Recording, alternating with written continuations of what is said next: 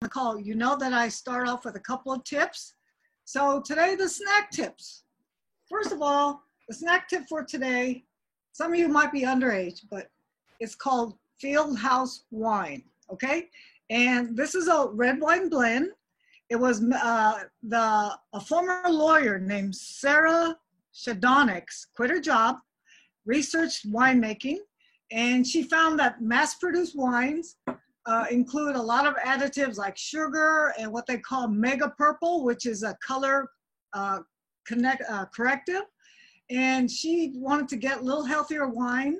So she developed a clean crafted wine blend with less than 100 parts per million of sulfites. Sulfites, you know, are not all that good for us. So at the end of the session, I'll be indulging. I don't want to do it now because, you know, a lot of Asians, including myself, have a very low tolerance to alcohol. So if I drank this glass here, I'd be under the table. I'd be unable to address the group, okay? The next thing I have is snacks. So today is organic snacks. They come out like this, little pocket size. They come in either strawberry and banana or pineapple and passion fruit. So you're on the run, put some of these down, all right? Secondly, my music tip for today. You remember last week I told you about a timeless classic, Lauryn Hill's, The Miseducation of Lauryn Hill. So that got me going back to Lauryn Hill. So I dug out my Lauryn Hill, it's called X Factor. This song is really on her CD, but it's a classic song. It's great. These are 3 versions. I found this in a music store. It was made in Austria. And also you may know that Lauryn Hill started off as a member of the Fugees. So this is their greatest hits CD, another classic. So that's my musical tips for today, all right?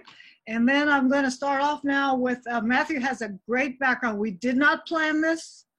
I see that is the national championship banner at UCLA. I was an assistant coach for that team way back in 1978 when we competed in the AIAW. Now last week, I talked about the Immaculata College Mighty Macs. And the week before that, I talked about the Delta College Lady Statesman. Now, the most AIAW national titles were won 3 each by Immaculata starting in 72, 73, 74. They were defeated in 75 by Delta State, who then went on to win 3 consecutive championships. And by the way, in 72, when the AIAW had national championships, believe it or not, 16 teams showed up at one site for a tournament. And in fact, they even had consolation games then. So it was bracketed out. Of course, the 2 final teams met for the national championship.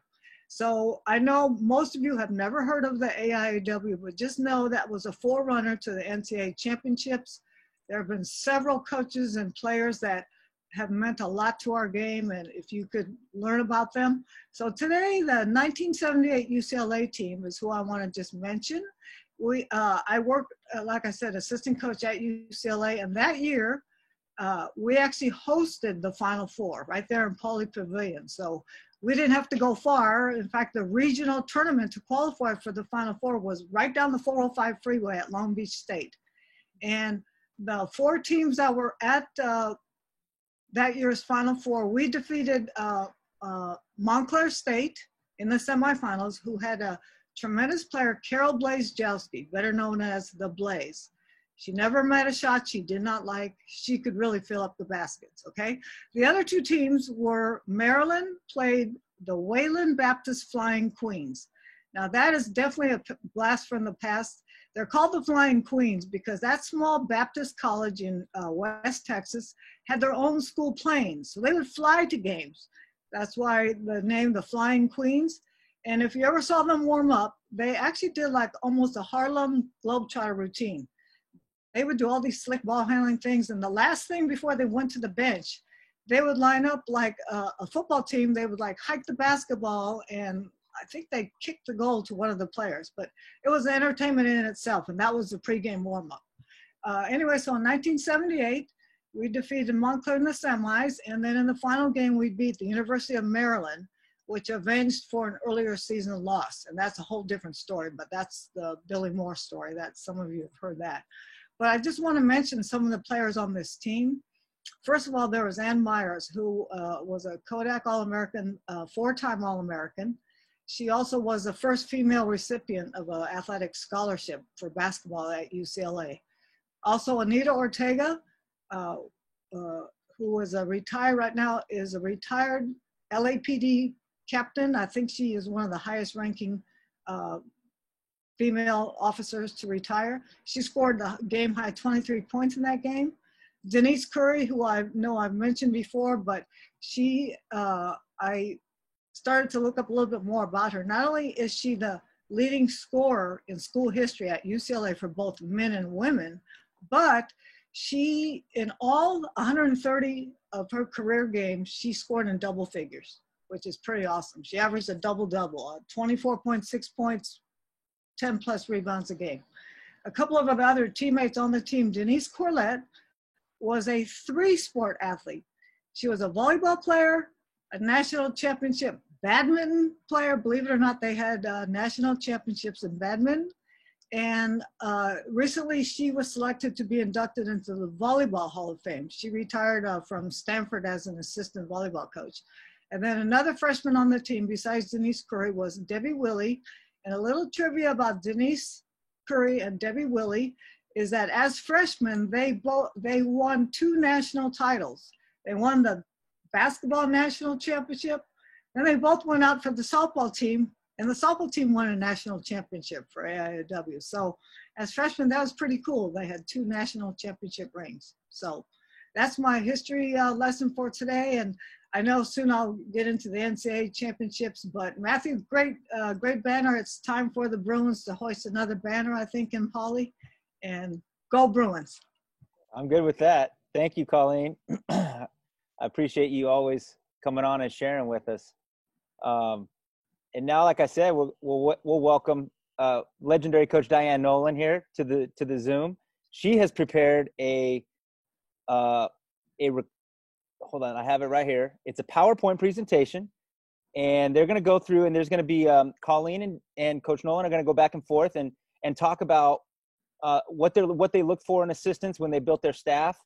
And then it'll open up for us to ask questions. I know I've got some questions for these two, but before we get going, let me pull up.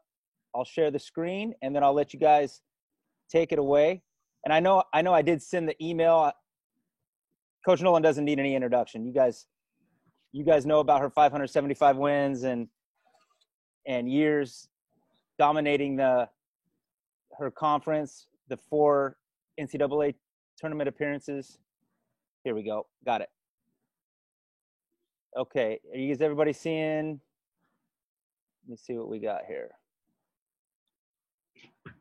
Okay. Getting out of that. Okay. And there we go. All right. Well, thank you, Matthew. Thank you, Colleen. I'm very excited to be on the call, sharing some knowledge with you guys, sharing some fun. And right now I'm currently doing some ESPN announcing, and I'm involved in doing a documentary about basketball courts around the world. And it's funny that, Colleen, you talked about the AIW, and I'm now interviewing and filming about the historic game in Madison Square Garden, where Immaculata played Queens, the first women's game in the Garden that drew over 12,000 fans back in 1975. So there's a lot of history to the game. But on building a staff, if I was building a staff, my first job at St. Francis College, I probably would have asked you, A, what do you know about 5-girl basketball? And secondly, do you have a private line, or do you share a party line at your landline at home? So that's how far back we go with basketball.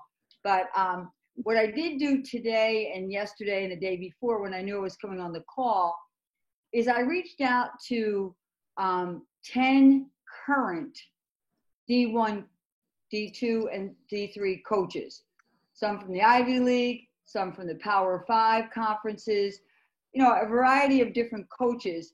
And I asked them to give me 3 characteristics that they're looking for in an assistant.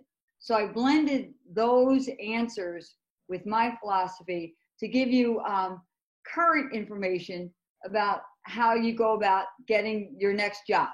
You know, and Diane, can I just add for everyone that this doesn't just include if you want to be an assistant coach, it includes other members on the staff, like video coordinators, director of basketball ops. I mean, it's all the same. When you're hiring a staff, you want great people. You don't want just good people. You want great people in all the positions. Absolutely. And as you know, staffs have evolved into more than just 3 people. When the NCAA said we could only have 3 people, you now have staffs of 11, 12 to 15, depending on their roles. So you're right. I mean, it runs the gamut from head coach to student manager and everything in between. And I know all of you obviously have a passionate desire to be involved in the game and probably to grow in the game and have aspirations to maybe be the head of your own program someday. How do you build a staff? Well, I think one of the primary things you need to do is you got to find the right seat for everybody on the bus to success. Everybody has strengths and weaknesses. Everybody adds something, and you need to find where your seat is. And if you're the driver of the bus, you need to place everybody in their right seat. And that, I think, is so important because everyone has something to give. You have to figure out where your seat is on the bus and how far up the aisle you want to go. And well, first of all, you have to have a ticket to get on the bus. Exactly. Then you go to your seat. So you all want to get that ticket to get step up into the bus. I love this building a step. And Matthew, if you could go down to that second slide, we'll talk about that. All right. You know, as Coach Kyle said, you know, you got to get a ticket on the bus. How do you do that? And if I go from the bottom up on the slide, first of all, it's network, network, network. You've heard that before, but that is so true. Almost every response I got from a coach today is they wanted familiarity with somebody on their staff. They wanted someone that they were comfortable with. They knew somehow some connection. And you only get that through networking. Right. I mean, you need to, you know, get out there, Zoom calls like this, talk to people. No one is too small. No one is too big to reach out and make yourself known. Put yourself out there. And can I add to this, Diane? The networking, I think, is key. It's all about who you know. Now, you may not personally know the coach that's doing the hiring, but if somebody in your network is a good friend of that coach, they can make a call and get you a ticket to get onto the bus. And then it's up to you to, you know, convince that coach that you're the person to be in that seat. So, you know, you could be a secondary contact there. And so, you know, the more networks you have, the chances are when a job comes open that you want to interview for, somebody in your network is going to pick up that phone and call, or even, you know, talk in person to the hiring coach. And that if you go up one, research. And that's something that helps with your networking. I'll give you an example. I was at St. Francis College and in Brooklyn, New York, my first job out of grad school. And we played against Fairfield University. And I thought Fairfield University was the most beautiful campus. It's on the Long Island Sound in Fairfield County, Fairfield, Connecticut. By the way, Bradley Cooper is renting a house there right now. For those of you who like Bradley, I happen to like him. He's 2 doors down from the country club that my son got married in. So, and last week, Leonardo DiCaprio, and Brad Pitt were having dinner in the restaurant down the street. So, nice. You know, when I visited Fairfield, I absolutely loved it. The job opened, and I did all my research. I had probably, in fact, the athletic director at the time said he had more than 60 phone calls calling in my behalf. He said he was at a urinal at the Yankee game, and someone came up to him and said, I understand you know, you should look at Diane Nolan, you know, whatever. So when you research, thank you, God. Research the contact, you know, research the athletic director, you know, research the SWA, research obviously the head coach, research everyone involved in the program, find or some some of the kind of other common sports. ground. Go ahead, Some of the Colin. other sports too. Some of the other sports, you may know the baseball coach.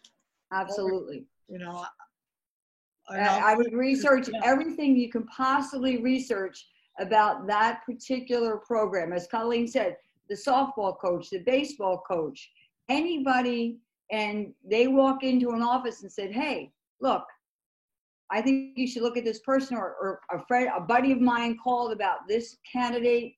Mm-hmm. Do all of your research and find out what school the athletic director went to. Right. Was he or she in a fraternity or a sorority? Some kind of common ground, because then they're going to think, okay, I have a connection. They know I was at Lambda Chi Alpha. They know I played softball. They know whatever about me.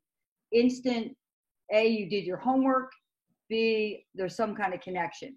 Right. Let's connect the dots. Absolutely. You know, where do you want to go and why? You know, what's your personal goal? I think you really have to look at that. Is it, and you know, synonymous with what positions you're looking at? You know, what's the program goal? You know, you don't want to link yourself to a program that's going nowhere. Now you got couple shots at getting a position.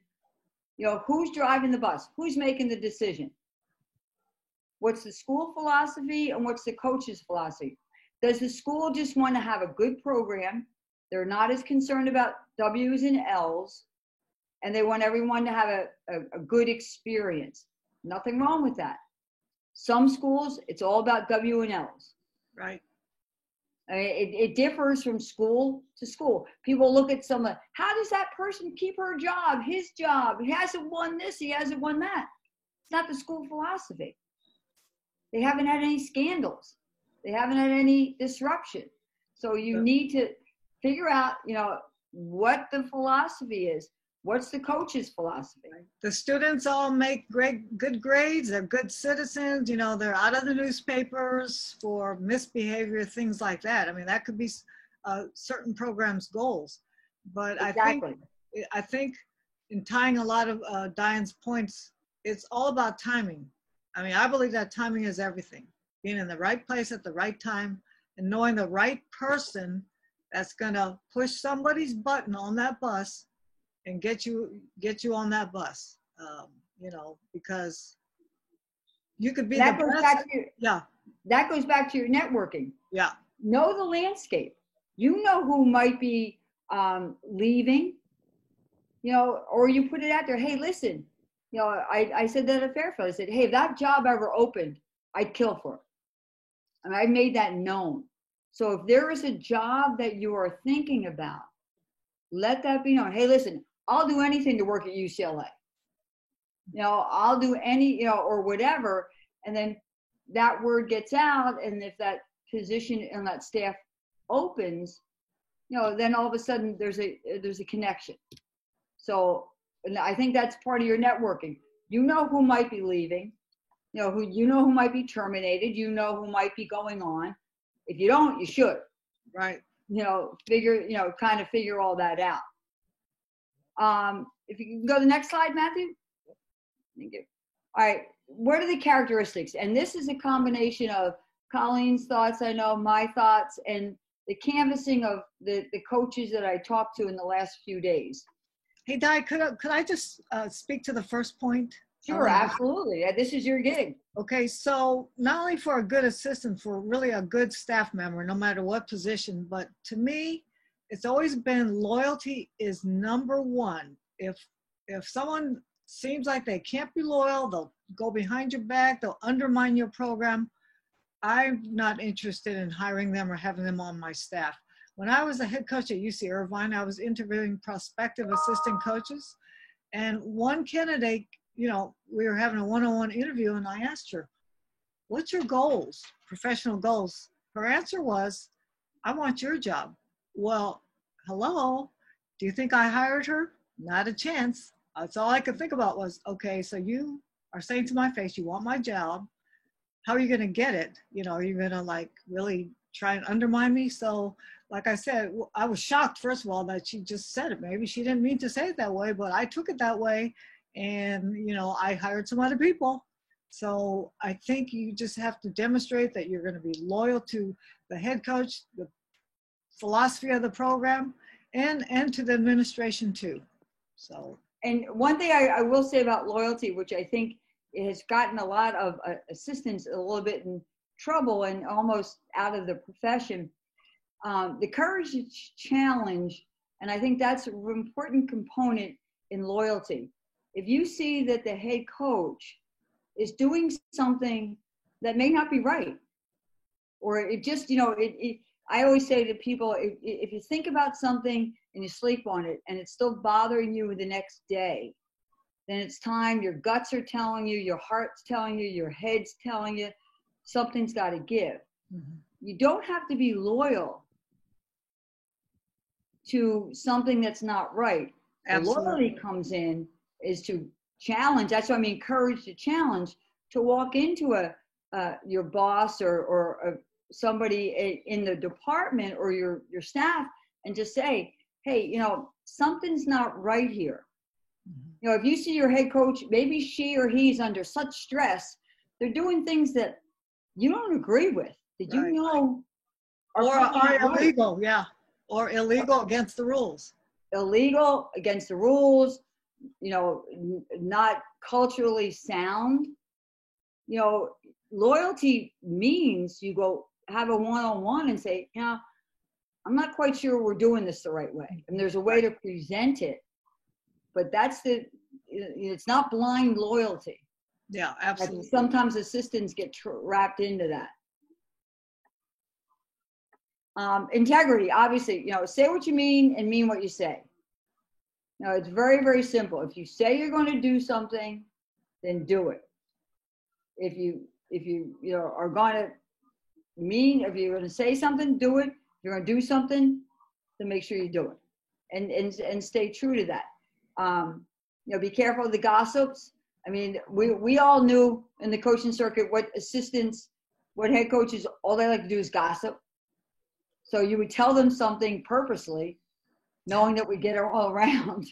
You know, you make up a lie about recruiting, and all of a sudden, the next day in the tournament, along the row, you'd say, "Hey, did you hear about this?" And you'd laugh inside because you knew you started it. It's like the telephone game. Right. So, you know, sometimes people do that. They'll say, "We'll see who's the garroter," you know, and sometimes people hire someone who's a garroter because then they stay in tune to everything. Well, it's not always true what they learn, you know, so you got to be able to sort out truth from untruth. And absolutely. Yeah. Hey, then the next characteristic, charisma, that's really important. First of all, to me, because think about it, every day you're riding on this bus, you want to enjoy getting on the bus and talking to the other passengers, right? I mean, you want people that are fun to be around.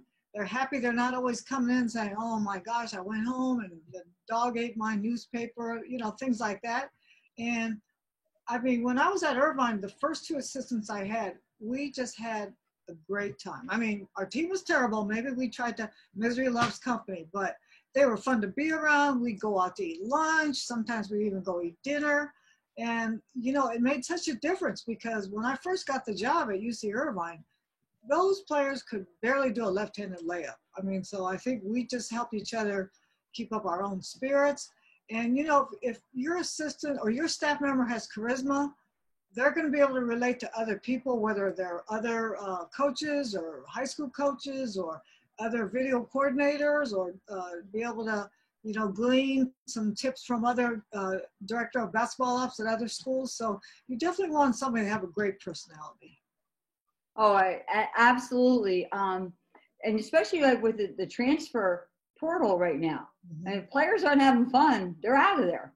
You know, and not that fun, you know, in the good sense, but as Kyle said, you know, you want to be around happy people. I mean, there's one D1 coach that I know in talking in preparation for this, I asked, how's your staff? And she goes, oh my God, Di, they are so boring. They're so good, but they're really boring. And she goes, I need some, you know, juice. And I thought of that, and I'm like, you know, can you be the one bringing juice? How hard is it to walk in? Hey guys, how we doing? You know, what's going on tonight? And it's almost like showtime, Right. you know. And if you can do that, you're going to be welcomed not only in your offices but the other offices, which can be really important down the stretch. So, you know, have that charisma, and that's a good recruiter. A good recruiter Right. is always upbeat, and you're going to, you know, you're only as good as your players. We all know that. Right. And one of our men's coach, when I was at Irvine, he always told me, he says, you know what? Good players make you a good coach, and great players make you a great coach. So, you know, that goes all back to recruiting. Hey, Brianna Stewart running the offense as compared to Joan Smith, big difference, you know. Our nurturing, you got to be a builder of relationships, especially with the players. And so, I mean, you need to know, you know, everyone in the building.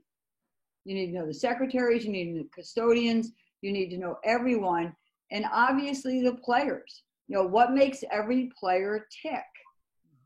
Now, everyone, they all have different backgrounds. Everyone is different. You've got to figure that out and cultivate that. It's very hard to, you know, people care as they know that you care. You know, if you love, show them the love. And we all talk about this generation, that generation. You know, who wants to be yelled at? You like being yelled at?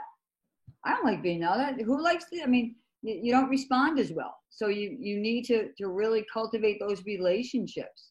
Well, I think that's especially important. I mean, look at currently, there's that big story coming out of Texas Tech about that toxic culture there. And if any of you have read that article that was first started in USA Today, they had 12 players leave in, I believe, 2 years, and assistant coaches left. And just reading about the whole atmosphere there, that was not a becoming story at all for not only women's basketball, any basketball program. So, you know, and the players really suffered a lot. And, you know, I hate to see those things happen. And it's because I believe the relationship with the coaches wasn't as strong as it should have been. It wasn't nurturing. It wasn't, you know, a good relationship, because when you're a staff member and the head coach, you're the bridge a lot of times between the players and the head coach. So you've got to be a strong bridge that will hold up under all types of traffic and weather and storms. So, you know, really that's a really important part of your personality. I mean, think about, put yourself in a position right now. Here's a little exercise for you guys.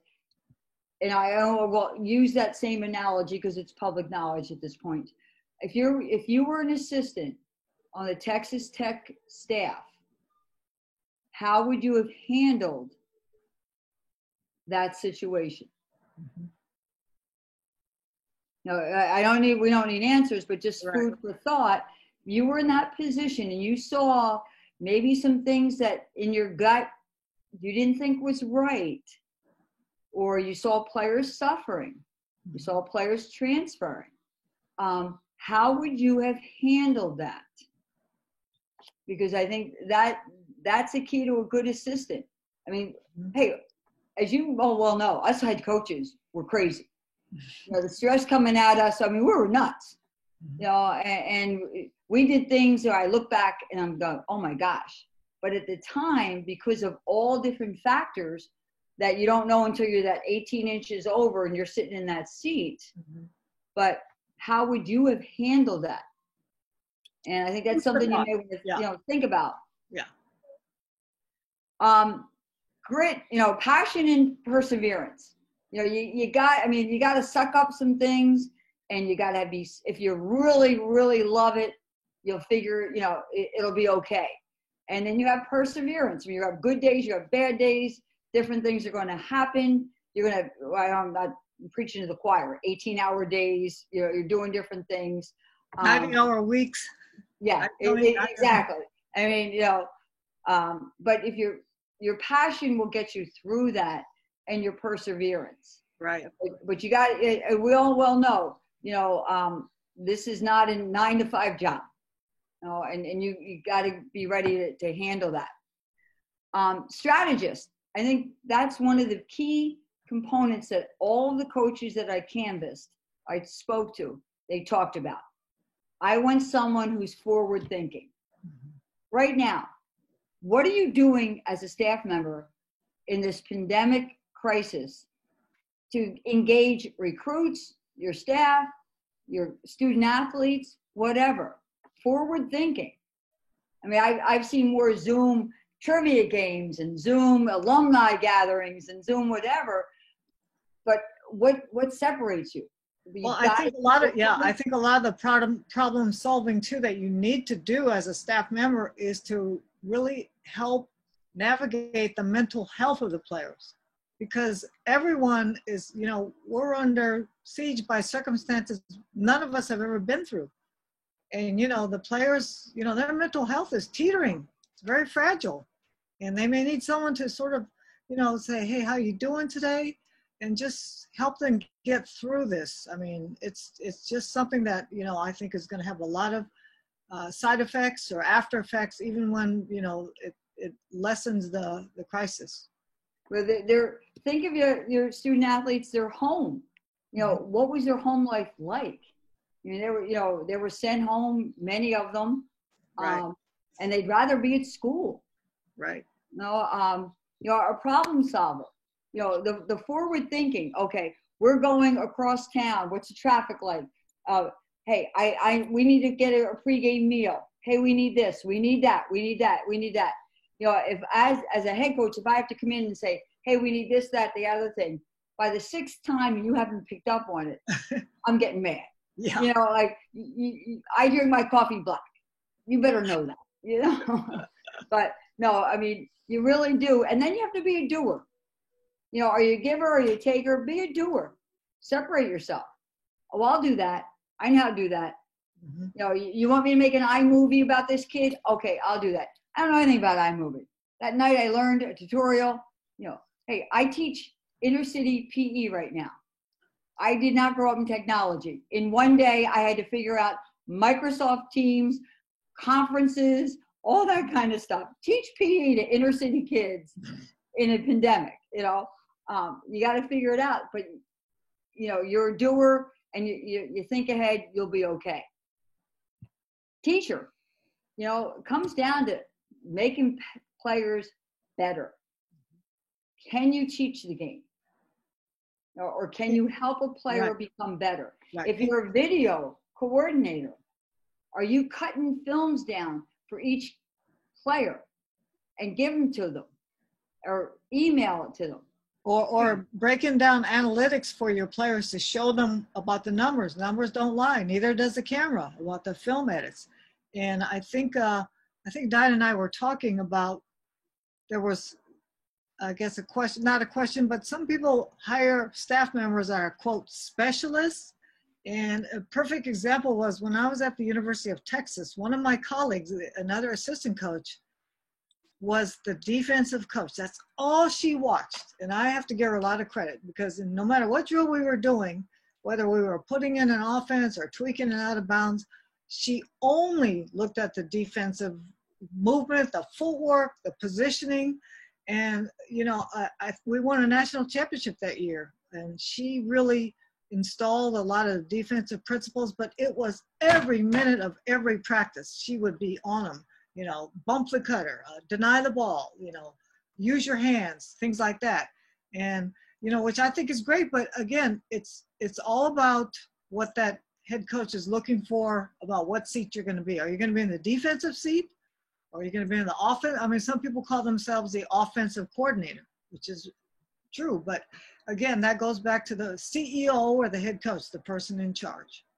Now, are you going to be the person giving the analytics? I want to know that. I mean, if you look at Connecticut, their bench, and Gino happens to be a friend, and I live in Connecticut. I've known him for over 30 years. You know, right next to him sits their analytic guy.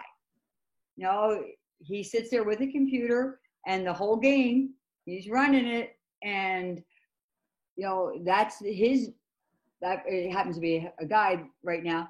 That's his value. You know, that's where he's helping that player improve. So players want to know why, and you got to be able to tell them, teach defense, offense, post move, whatever. But you got to be able to do that. All right, last one. I think this is the most important one, and this is what everyone really talked about. What value are you bringing to the program? What value? How does your presence, your being, what you represent, who you are, what you can do, what are you bringing to the program? And that denotes, getting on the bus, and then where you're going to move on the bus. Are you a technology person? Mm-hmm. Can I, what's your niche? Can you do this? Can you do that? Like I said, if I was hiring a staff tomorrow, I need a good tech person. That person could bring a lot of value to me. Are you the recruiter? Can you seal the deal? Are you good on the phone? Are you good in Zoom? Are you good a relationship builder? Is that your value? Right. I think everybody, you need to know your niche, and you need to be the best person in that niche to bring that value to the program. Because look at Carol Lawson, who's just built her staff at Duke. A first-time collegiate coach. And when her staff came out, people were like, Well, when you really look and dissect her staff, mm-hmm. each one of those new coaches to Duke, well, one came back, but what value? She recognized that I need someone who knows the ACC. Mm-hmm. I need someone who knows recruiting. I need someone who is a link to this, the Duke history. So if you wanted to get on Kara's bus, what components, what did she need? What value did each one of those coaches have? You can see it. I mean, I think that's you can see that playing out. Is it fundraising and alumni? I mean, hey, there's no football. How many schools are going to be hurting financially? A lot. I mean, we're in new times. Right. They're going to have to come up with money somehow. There's no bowl games. There's no NCAA men's, women's basketball tournament last year. A good friend of mine is Brendan Brown, UB Brown's son, and he does the radio for the Knicks. And he was telling me about the NBA. Well, the NBA was 6 games away from meeting. They need 70 games in the NBA to get all of their contractual agreements and their monies. So if you're sponsored by any sneaker or whatever, you need to play 70 games. All the TV rights, you need to play 70 games. So they were how many games short? They were 8 games short. All the owners, GMs, met every month leading up until the bubble, trying to figure out how they were going to play those remaining games. And, obviously it came up with Disney World and the bubble and all of that. But, they needed to do that and figure that out. Well, fundraising and alumni, that kind of goes where in your world. You're going to need some money. You're going to need to figure out, how to pay for things because budgets are going to be thin. As far as I can see, I mean, there's not an NCAA tournament. How many coaches didn't get their bonus last year? Right. Because the NCAA tournament didn't happen. So that may, go up in your value. And how are you with alumni? As you know, a lot of coaches don't devote enough time to that. So possibly, is that your niche? Can you sit down with an alum? Can you reach out to alums and start the alumni organization? I think that these are all new things with the pandemic that could be, important. Mm-hmm. But we talked about earlier, position teacher. All the time. Hey, coach needs a new assistant. What are you looking for? What are you looking for? So how are you going to distinguish yourself? Film and scouting. Is that your niche? Professional in every way. And I think that's really important. How do you deem professionalism? Are you, everyone looks at everybody now, especially with social media. Right. You know, I feel sorry for many of you because if I think back of what Colleen, you and I did, if that ever could get filmed and put on Twitter or Facebook or Snapchat, we would be in big trouble. You know, I mean, it's a whole different world. I do. I mean, I think about, holy cow. Well, what you definitely want to be professional when you're posting on social media or, Facebook pictures. I mean, when we were recruiting, even at the community college level, my assistants would always look on their Facebook page. And I mean, do you want to recruit a student athlete who is holding a bottle of beer or a bottle of wine and smoking some marijuana? And right there, that person went off the list. I said, we're not going after that person. But it's like, how stupid can some people be? But they probably don't think that people check their pages. But Di, I think we got to wrap it up here in about Okay. 1 minute. Then lastly, united, successful, enjoyable, and everybody wins. And everybody gets on the bus, has a great ride. And I want to leave all of you with a quote that I've used before, but it's from Maya Angelou. And that is this: success is liking yourself, liking what you do, and liking how you do it. And so happy bus ride, everyone. Thank you so much, both of you coaches. That was fabulous. Now, I know I have got a ton of questions I'd like to ask, but let's open it up to everyone else to ask these two legends some questions if you guys have any. Go ahead and fire out. Yeah, I got a question. I guess I'll start it off. Can y'all hear me? Yeah. Okay, cool. So on that last slide, it was kind of listing out your niche, kind of like, are you a recruiter, technology? So with me being player development, every coach I've asked this, they're like, I would choose somebody that could recruit over player development. But how big is it, like having player development be your niche? I think it's very important. I mean, once you get the player, you're only going to be a better program if she improves. But I'd branch out. I would say, all right, your player development, well, how did you learn the skills to teach? Well, you were at camps, you were wherever, and that's the link to recruiting. So become more of, we're global in your thinking rather than just being a position coach. Well, Right.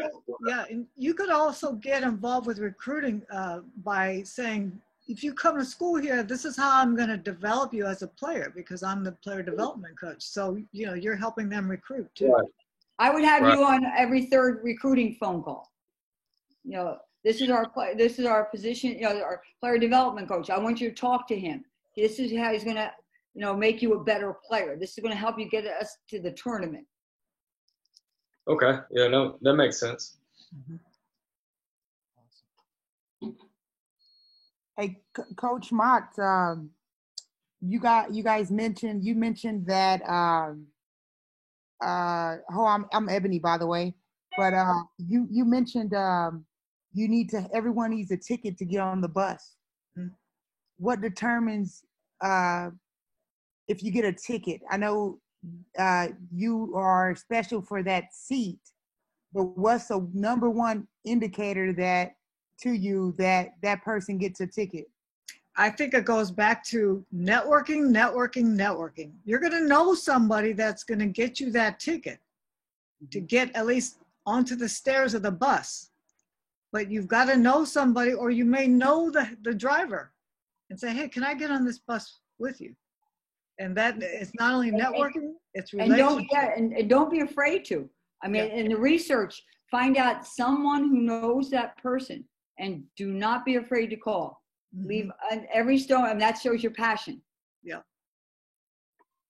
Because I'm telling you, if you don't do that, someone else is going to be more aggressive than you. They're going to beat you to the punch. That old saying, the early bird gets the worm. So you got to just be on it. You got to out hustle the competition. You got to be a hustler. Have either of you ever hired someone that you did not get a call about or have a personal connection with? That's me. I hired someone who was a club coach when I was at Irvine, and he had a great interview. But in the end, when he ended up being on my staff, he would go out for 4-hour bike rides with the volleyball coach. I didn't know where he was. And we'd go to restaurants and he would interrogate the waiter about what ingredients were being used. And I'm going, oh my gosh, can you just get your order in? And, you know, he only lasted 1 year, needless to say. I've never done that. I regret it now. I should have done my homework. Yeah. I mean, you know, because everyone can position themselves on paper a certain way or whatever. I want to talk to somebody who I trust, who knows them. And if I don't know someone, I'll find Right. someone who does know them. That makes sense. Thank you. I have a question here. How important is it for the person who's applying for like a D1, depending on their experience at a different level? Like, for example, like maybe they're at a D2 and they're good at recruiting. They've had good experience at a D2 level or D3. How important is that when you're looking for the staff? Well, I think that years ago, everybody just wanted Division I, but now there have been so many Division II and III coaches who made the jump that have been so successful, Princeton being one of them. And you can see, you know, if you're good, regardless of what level, you can carry that over. And so it doesn't make you less desirable, but you may have to do a little more homework. Or a little bit more work too, just getting people to push for you. And I think, you know, the bottom line, it's basketball is basketball. And if you were successful or good at what you did, no matter, you know, where you came from, I think you're going to impress that person and get that ticket, Tony.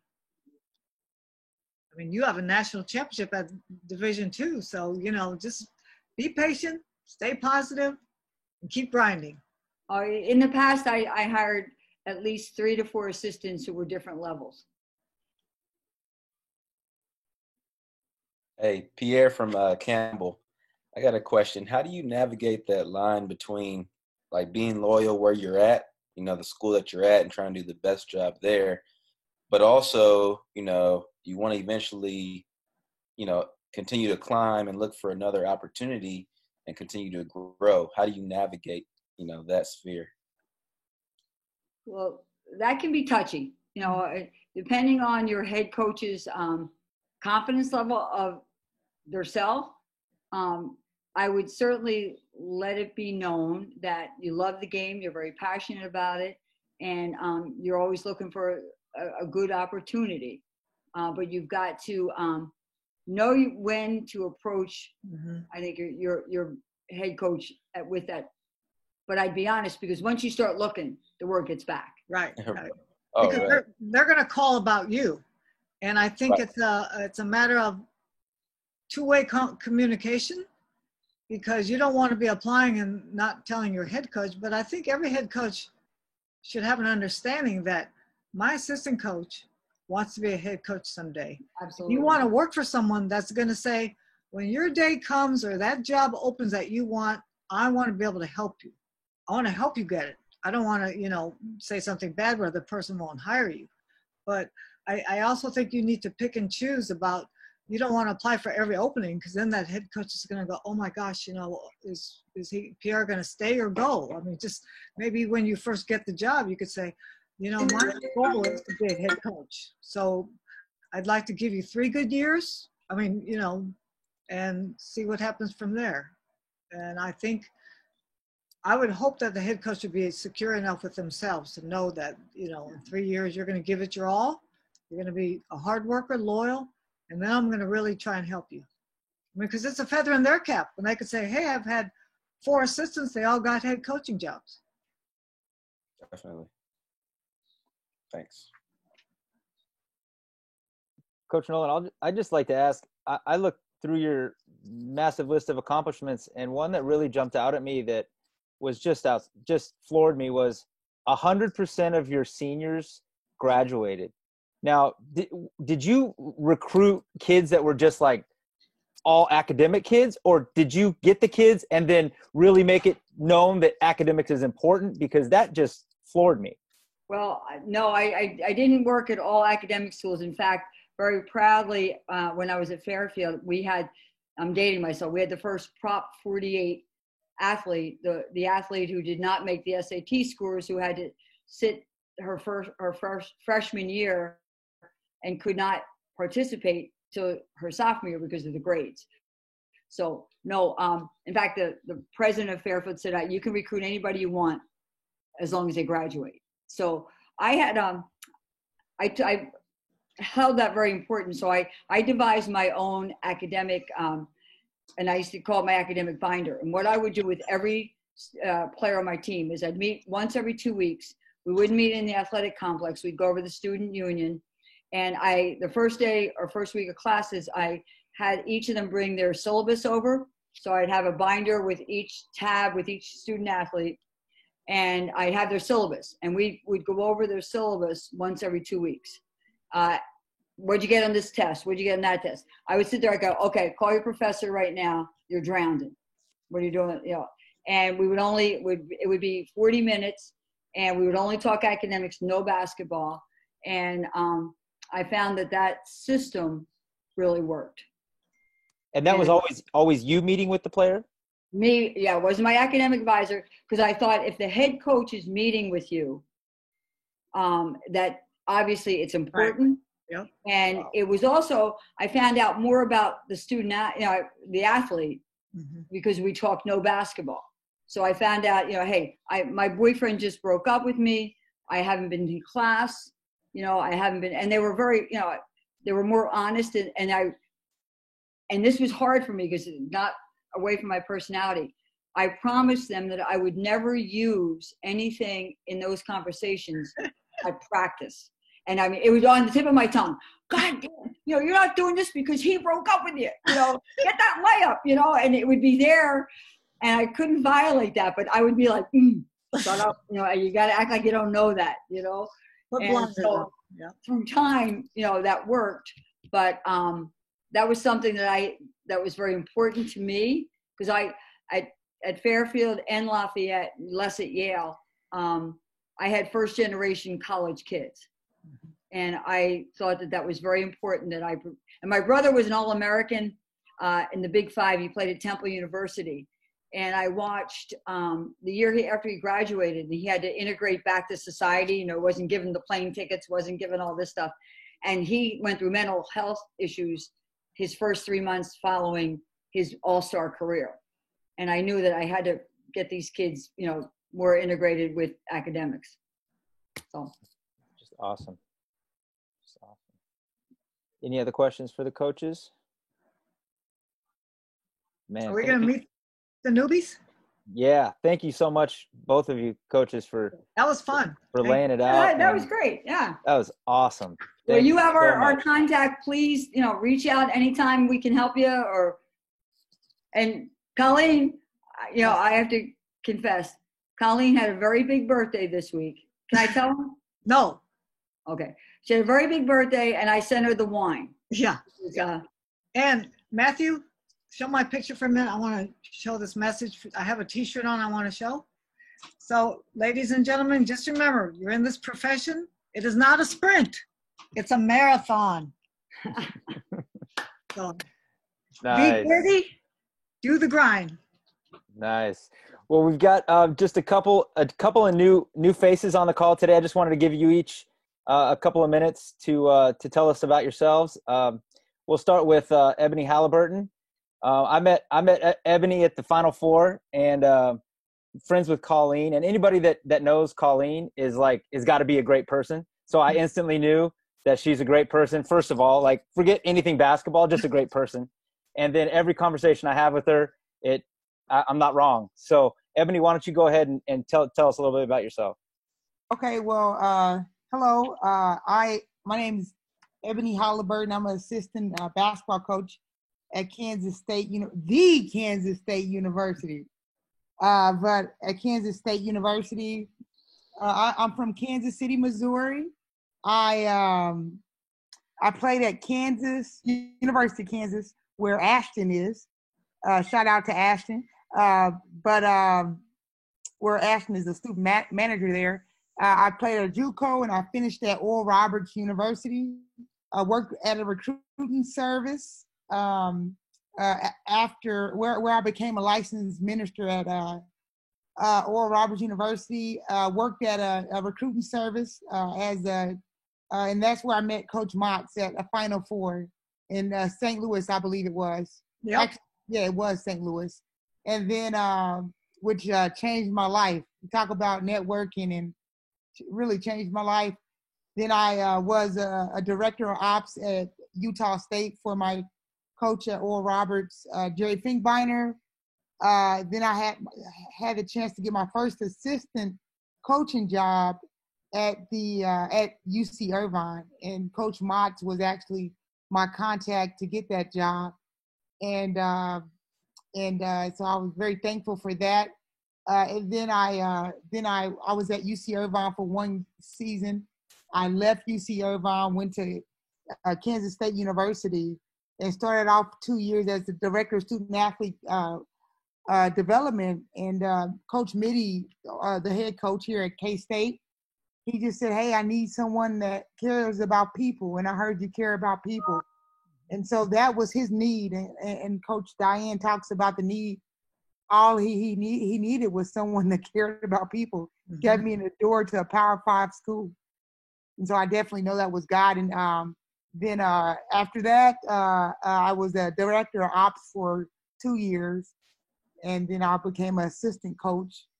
And now I'm going on my 4th year at K-State. So, hello. Awesome. Welcome. Yep. Awesome. Welcome. Thanks, Ebony. And I know Ebony has some other conflicts on Tuesdays sometimes, so she's going to make it when she can. Hopefully we'll get her twice a month. Yes. So every other Tuesday we're hoping. But thank you so much for being on. Thank Really you. appreciate it. Great to Love see you. Then our other joiner today is Devontae Brewer. Devontae, I met over another coach's Zoom, and I gave out some podcast suggestions to this coach's Zoom, and not one coach on there listened to him except for Devontae. Devontae texted me back and said, "Hey, I really love this podcast you mentioned," and then followed up and then wanted to talk about it. And you talk about growth mindset. This guy, he every step of the way, this guy amazes me with how he wants to grow and learn about the game. So Devontae, why don't you go ahead and take a few minutes and tell us about yourself? You spoke way too highly of me. I appreciate it. Hi, my name is Devontae Brewer. Man, I don't even know where to start, but so I'm from St. Paul, Minnesota originally. I was a knucklehead in high school, so I joined the military straight out of high school. And then I guess that shaped me up a little bit. I spent 9 years doing that. While I was also in the military, I started coaching high school and going to college. Let the military pay for most of it. Then, it's going to get a little personal, but then I got in a car accident about 3 years ago. So then I decided to, I talked to my personal head coach, or who I was working for at the high school level. He decided to just tell me, if you want to be a college coach, you might as well do it now while you're young and got the energy for it. Because he said one of the things he regretted was not taking that chance when he had it. And so I applied to like 4 GA spots, and it was like the middle of September. I had 2 callbacks, and then somehow I ended up in Hobbs, New Mexico at the University of Southwest. I drove 19 hours in 2 weeks to get here. Within, I would say, the first year as just a graduate assistant, I ended up becoming really close with the women's basketball coach as well. And then, so I ended up helping out both programs at that time. And then some things happened. The head coach for the men's left. The women coach got moved over to the men's side. And then I was nominated to be the associate head coach for the women's program. Then 2 weeks later, I went from associate head coach to the head coach at an NAI program. Right place, right time. A lot of it had to do with it. And then also the women's coach me and him became really pretty much best friends. So he was a big reason why I got slotted for that. Last year was my first year, full season as a women's coach. A lot of learning. There's some differences in the men's and women's game, and a lot of it has nothing to do with basketball. But it was definitely an adjustment.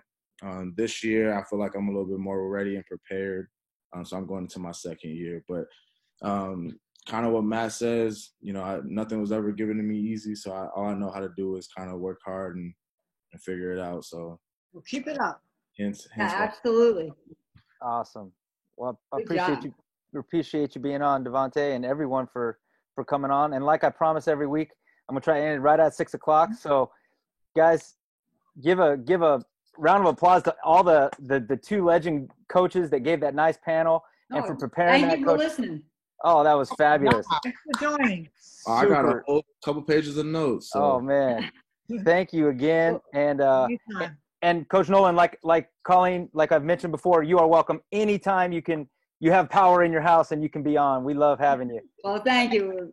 Good Much luck to everybody. much We appreciated. need good gatekeepers of the game. So keep going. That's Thank right. you. Appreciate it.